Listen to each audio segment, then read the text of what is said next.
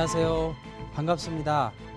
이번 시간에는 모세를 중심한 복귀 섭리에 대해서 알아보도록 하겠습니다. 모세 때에는 그 이전과 달라진 점이 있었습니다. 그것은 헌제를 통한 섭리로부터 말씀을 통한 섭리로 발전하게 되었습니다. 아담과 해와가 하나님의 말씀을 어김으로써 타락이 되었기 때문에 그 말씀 대신으로 타락한 인간들은 상징 헌제를 바침으로써 믿음의 기대를 세워나왔던 것입니다. 아담 가정에서 아벨이 그 믿음의 기대를 성공했고, 노아 가정에서는 노아가, 그리고 아브라함 가정에서는 이삭이 그 상징 헌제를 통해서 믿음의 기대를 성공했기 때문에 그 터전 위에서 이제 모세 때에는 말씀을 통한 섭리가 진행될 수가 있었던 것입니다. 그리고 두 번째로는 가정적 차원에서 민족적 차원의 복귀 섭리로 진전이 되었던 것입니다. 아브라함 가정에서 그 가정적인 메시아를 위한 기대를 이루었기 때문에 이제는 모세 때에는 사탄의 세력과 그 대결할 수 있는 그러한 민족을 형성해야만 되었던 것입니다. 그리고 세 번째로는 이제 400년 동안의 애굽 고역 시대를 모두 마치고 이스라엘 민족은 가나안 땅으로 이렇게 복귀해 나가는 그러한 과정 속에서 이 모세가 세움을 받게 되었던 것입니다. 따라서 1차 민족적 가나안 복귀 노정의 그 중심 인물은 모세였습니다. 모세가 태어날 때 그 이스라엘 민족의 그 수가 급증하니까 거기에 위협을 느낀 바로 왕이 이제 갓 태어난 아이들 중에 남자아이는 모조리 죽일 것을 명령을 합니다. 그러니까 모세의 어머니가 3개월 동안 이 모세를 숨기면서 키웁니다. 그런데 이제는 더 숨길 수 없으니까 바구니를 만들어 가지고 그 바구니 속에 모세를 넣어 가지고 나일강에 띄워보냅니다. 그런데 마침 이 바로 왕의 딸이 나일강에서 목욕을 하고 있었던 것입니다. 그런데 바구니 하나가 내려오니까 그것을 주워다가 그 바구니를 열어봤더니 어린아이가 있었던 것입니다. 그 아이가 히브리인인 것을 알았음에도 불구하고 그 바로 왕의 딸은 그 아이를 궁중에 데려가서 키울 결심을 하게 됩니다. 그러면서 히브리인 가운데에 그 유모를 데려오게 합니다. 마침 그 유모가 바로 모세의 친어머니였던 것입니다. 이렇게 모세는 바로 궁중에 들어와서 40년 동안 그 친어머니로부터 하나님께서 그 조상들에게 주셨던 그 축복의 말씀을 믿게 되었습니다. 그러면서 선민에 대한 사상을 끊임없이 그 어머니에게 교육을 받음으로써 그 선민 혈통에 대한 그 충절과 지조를 가지게 됨으로써 믿음의 기대를 세울 수 있게 되었던 것이죠.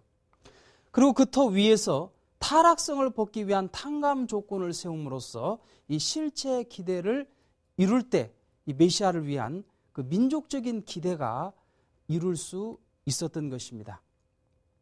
따라서 이 가인의 입장이었던 이스라엘 민족이 아벨의 입장이었던 그 모세를 절대적으로 믿고 순종 굴복함으로써 애굽에서 가나안 땅으로 그 모세를 따라 이렇게 복귀하지 않으면 아니 되었던 것입니다. 그 출발을 위한 섭리가 출애굽기 2장 12절에 나옵니다. 모세가 그 애굽인을 쳐 죽인 사건이었던 것입니다. 애굽인들이 그 이스라엘 민족을 고역을 시키면서 계속 괴롭히니까 어느 날 모세는 그 뜨거운 동포애를 그 참을 수가 없어가지고 그 애굽인을 쳐 죽입니다. 그런데 이것은 하나님의 복귀 섭리의 입장에서 보게 된다면 모세로 하여금 바로 궁중의 그 모든 인연을 끊게 하기 위한 내용이기도 했습니다. 그리고 이스라엘 민족에게는 그 모세를 믿고 더욱더 따를 수 있게 하는 그러한 사건이 되기도 하였던 것입니다.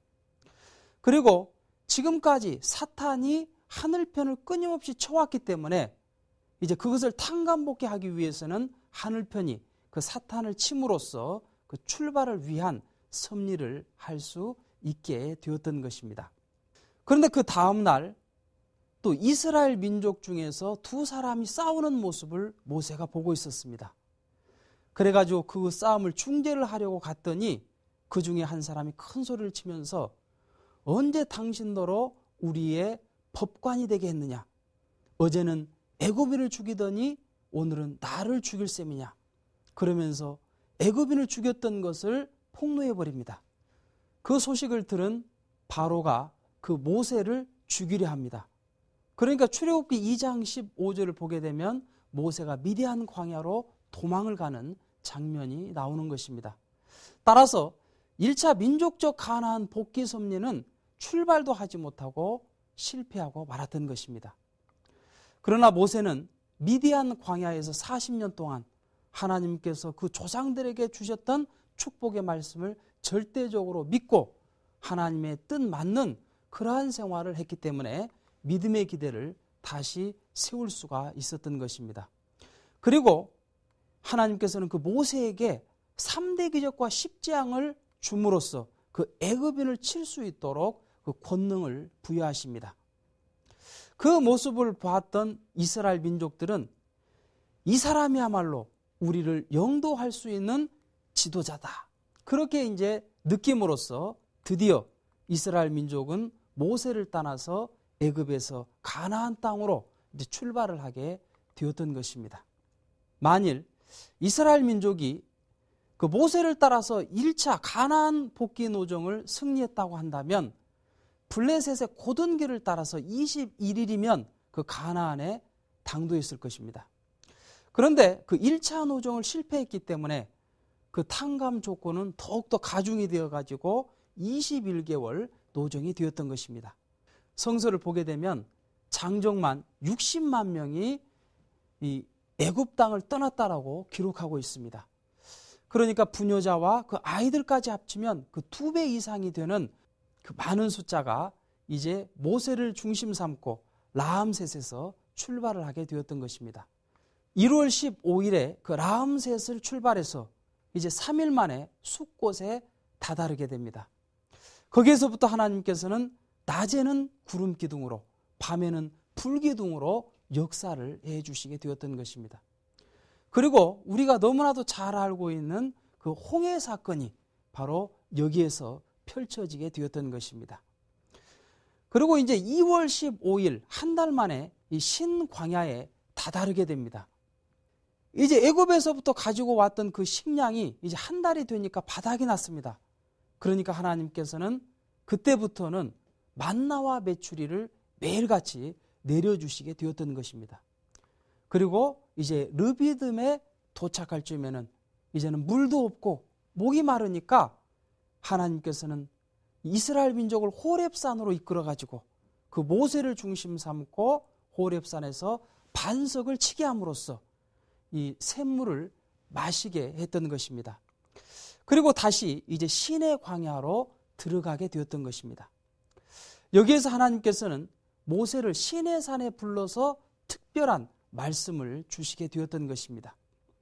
네가 40주야로 금식을 하게 되면 그 10계명이 새겨진 2석판을 주시겠다고 말씀을 하셨던 것입니다. 그리고 법궤와 성막에 대한 지시도 이때 하셨던 것입니다. 이렇게 모세를 중심하고 성막을 만들어 가지고 이스라엘 민족이 가나안 땅에 들어갔다고 한다면 제2차 민족적 가나안 복귀 노정이 승리함으로써 메시아를 맞을 수 있는 기대를 조성했을 것입니다.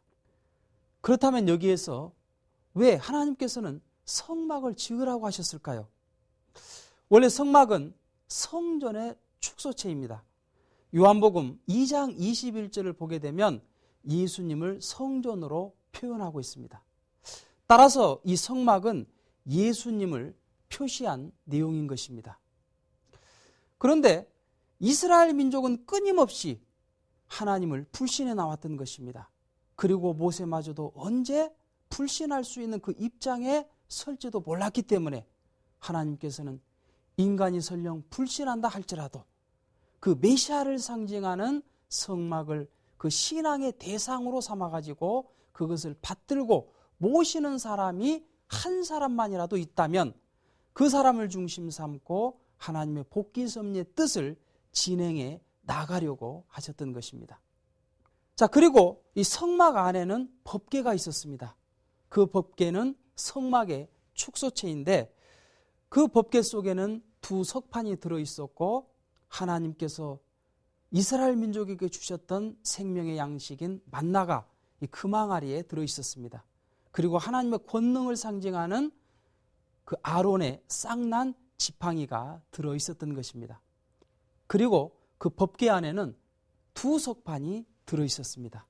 그 두 석판은 바로 말씀의 완성 실체로서 이 땅의 참 부모가 되었어야 되는 아담과 해와를 상징하는 것입니다. 다시 말해서 인류의 참 부모로 오셨던 예수님과 성신을 상징한 것이기도 했던 것입니다. 그렇기 때문에 요한계시록 2장 17절에 메시아를 흰돌로 표현하고 있고 고린도전서 10장 4절에 반석은 곧 그리스도라고 말씀하고 계시는 것입니다. 자, 이렇게 하나님의 말씀에 그 모세는 절대 순종함으로써 40일 금식을 뜻맞게 드림으로써 하나님께서는 그 모세에게 두 석판을 주시게 됩니다. 그런데 모세가 없는 사이에 그 이스라엘 민족이 금송아지를 만들어 가지고 그것이 우리를 여기까지 이끌어온 그러한 신이다라고 우상으로 섬기니까 그 모습을 보고 모세가 대노해서 그 석판을 깨트려 버리고 말았던 것입니다. 따라서 그 실체의 기대는 이루어지지 않음으로써 1차 성막을 위한 기대도 실패하고 말았던 것입니다. 그런데 하나님께서는 다시 모세에게 40일 금식을 하게 되면 그리고 그 두 석판을 똑같이 만들어 오게 되면 하나님께서 그 10계명의 그 말씀을 다시 새겨주시겠다고 말씀하십니다. 이렇게 모세는 하늘 뜻 맞게 다시 40일 금식을 성공합니다. 그리고 이스라엘 민족은 이제 모세에게 순종 굴복함으로써 그 성막을 건축함으로써 출애굽기 40장 17절을 보게 되면 시내 광야를 출발하게 되었던 것입니다.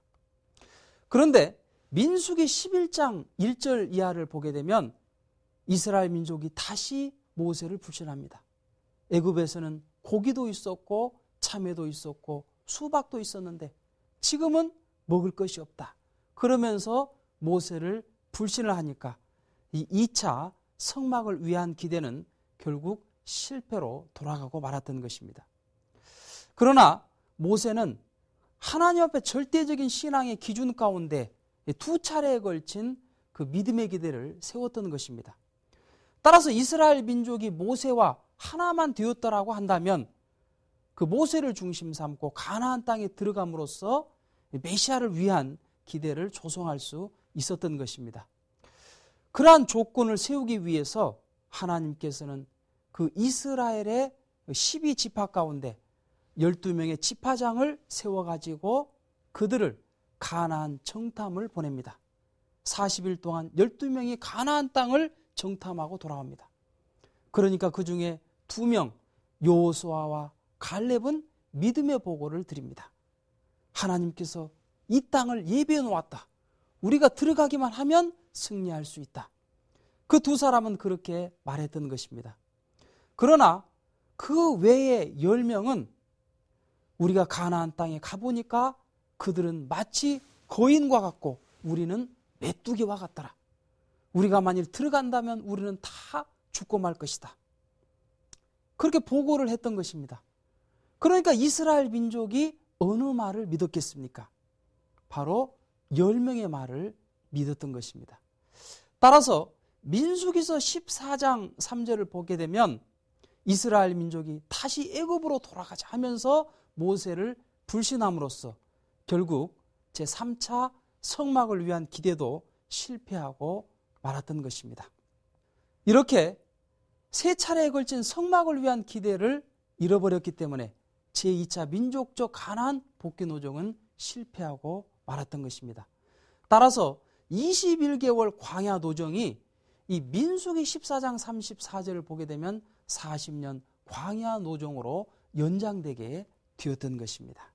이처럼 하나님의 복귀 섭리는 하나님의 의지대로 모든 뜻이 성사되는 것이 아니라 어디까지나 인간의 책임 분담이 가담됨으로써 이루어지기 때문에 인간의 잘못과 실수로 인해서 연장에 연장을 거듭해 나왔다고 하는 사실을 알 수 있는 것입니다.